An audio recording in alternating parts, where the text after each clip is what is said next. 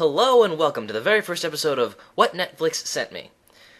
I don't have a sponsor, obviously, seeing as how I have no budget, but if I did, it would probably be Netflix. Netflix, for when your love of movies is bigger than your DVD rack. Also, if your movie rental place your frequent closed down a few years ago, like some people's. Something with the lease or deed or something, I don't know. Anyway, yeah. Roughly every week or so, Netflix sends me a new movie. I watch so many good movies every week that no one's ever seen because I'm a fan of the classics. I'm a movie buff. But have I actually seen a lot of the movies that people claim to be the greatest ever? I haven't seen a lot of them. But Netflix is helping me with that. It's got every movie under the sun that isn't porn. Probably much to the dismay of some of you. I wish I would have thought of this sooner, because, I've already seen so many awesome movies that I would have had no idea or seen for probably never, if it weren't for Netflix. And what I did was, since I am a little bit obsessive-compulsive, especially when it comes to, if I have a lot of stuff, I want to categorize it. All my DVDs are in alphabetical order, my books are alphabetized by author. I have the movies listed from the year they came out, from the earliest on to the more modern ones that I have on my list. So, I am basically taking a weekly journey through the history of cinema as it evolves. And I'm already up to the late 60s. And, what a first episode. Do I have a treat for you? In the late 60s, a famous filmmaker, Stanley Kubrick, teamed up with an author. The author wrote the book, and Stanley Kubrick made the film while the book was still being made. So actually the film preceded the book that the film is based on. And which gave us the 1968 sci-fi classic, Stanley Kubrick's 2001, A Space Odyssey.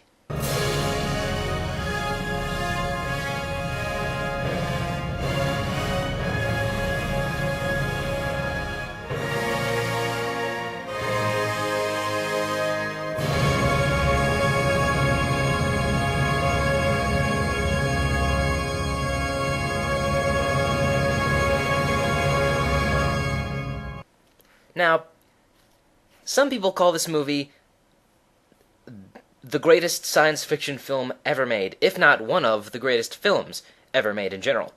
And other people call it one of the most boring things they've ever had to sit through. What did I think of the film?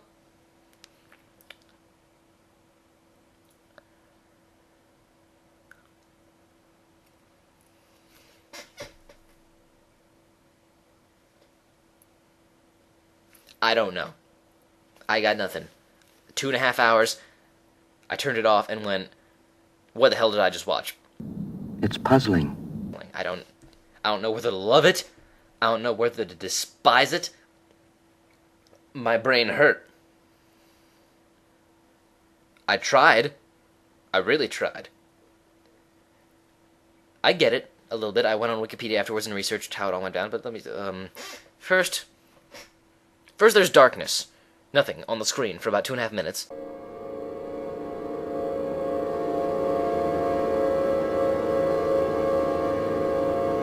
Don't worry, your DVD's not broken. Stanley Kubrick just decided to choreograph nothingness for about 2 minutes. Why? I don't know.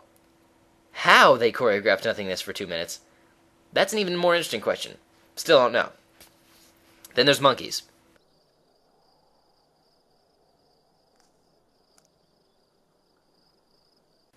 And then there's and then there's this. But it's black.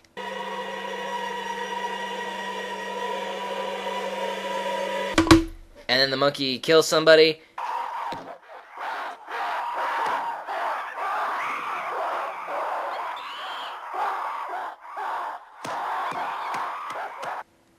And then we're in space. It flash forwards a bunch of years, and then they find this thing at the moon, and then this happens.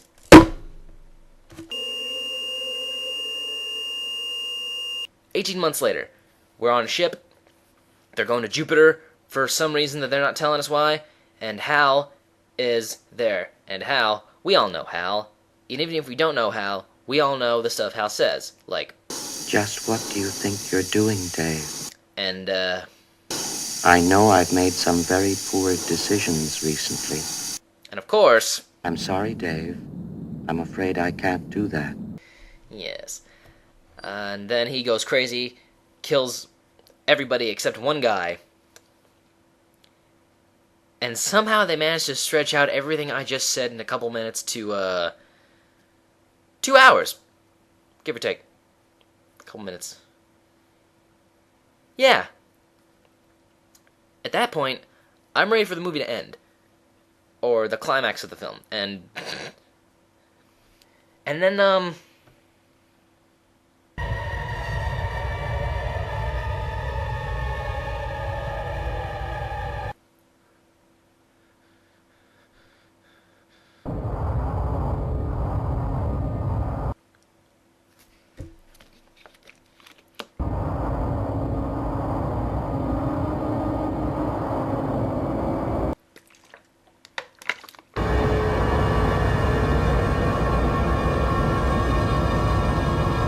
and then there's a space baby.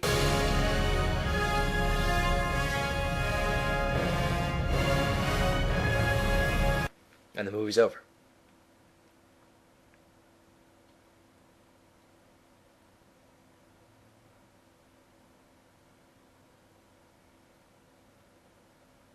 All in all, the film was actually pretty good.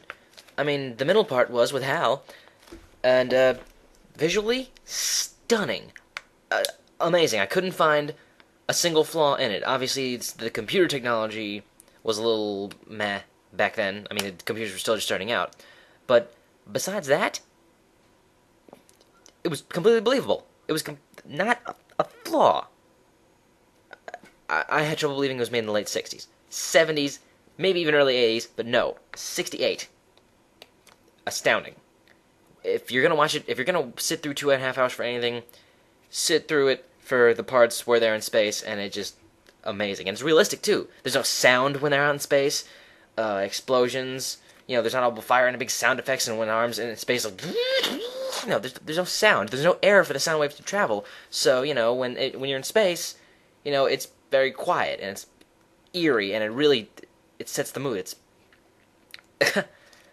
so yeah, that's one good part about it. Enjoy it, and knock the crazy ass plot, which the book, by the way, does clear up a little bit. It obviously has to describe it, so there's more. But the author, I forget his name, Clark, I think his last name is, with a E at the end. He says that Kubrick's version isn't necessarily the book isn't necessarily a skeleton key for unlocking the movie, because that's Kubrick being Kubrick with the movie, But if you want a story that you can at least somewhat wrap your mind around a little bit more than the movie, read the book. I have not. Will I? I don't know. Who cares? I'm not making a vlog about books. That's boring, and I can't show clips like this.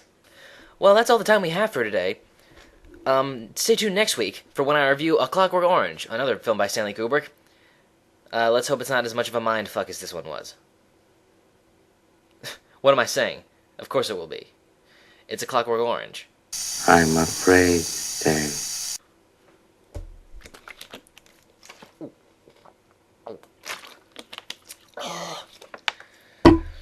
Take us away, words.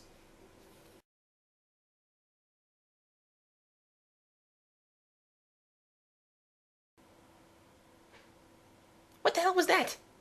I've loved ranting about popular culture before I even knew who the Nostalgia Critic was. What are you trying to say, that I'm unoriginal? That this is all a big ripoff? Of course!